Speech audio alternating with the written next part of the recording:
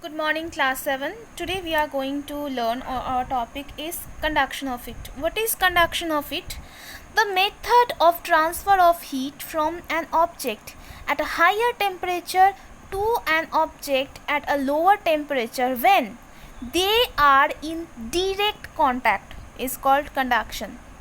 Like, suppose this is a burning candle and this is a metal rod. Suppose it is a rod of aluminium or iron.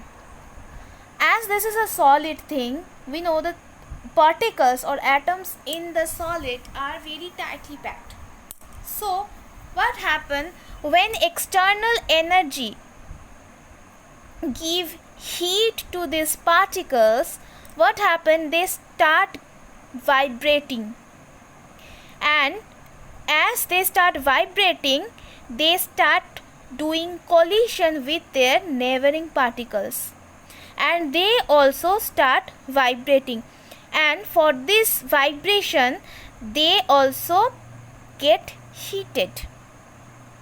Heat generates inside them, and this region or this area got heated, and this process continues to this end of the rod. That means the particles start movement or the atoms start vibrating, they are colliding to each other, and all the particles start vibrating, and as a result of it all the metal rod got heated. So how long it happened? They are not getting the equal heat. Each portion, how long are not getting the equal amount of heat, they do the continuously this process happen. This is the process which is known as the conduction. Now we are going to learn what are the good conductors of it. Good conductors of heat are the materials or the object that are very easily, that can conduct heat very easily, like iron, aluminium, silver. These metals are good conductors of heat. Now what are the bad conductors or insulators? See, bad conductors are also known as insulator. Materials that do not conduct heat easily are called bad conductors or insulator. Okay, so as mentioned above earlier, that liquid and gases do not conduct heat easily, so they are poor or bad conductors of heat. Okay, for example, both water and air are poor conductors of heat. You know this thing. Okay, so now we are going to know that applications of this good and bad conductors of heat.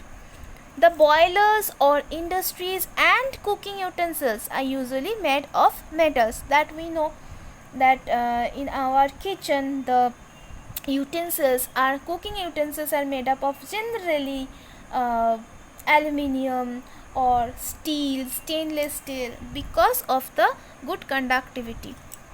Mercury, the liquid metal, being a good conductor of heat, that is why it is used in the thermometer to measure the temperature of human body, or not only human body, for different purpose measure the temperature, the thermometer we use. The cooling coils in refrigerator and air conditioner and the tip of a soldering iron are made of copper. Copper easily conducts heat through it. Wood and plastics are bad conductors of heat, so they are used for making handles of cookware. Okay, mud is a bad conductor of heat. It does not allow heat to go out of or come into a house. Therefore, mud houses remain cool in summers and warm in winter. We wear woolen clothes in winter to stop the flow of heat from our body to surroundings. So, thank you, class.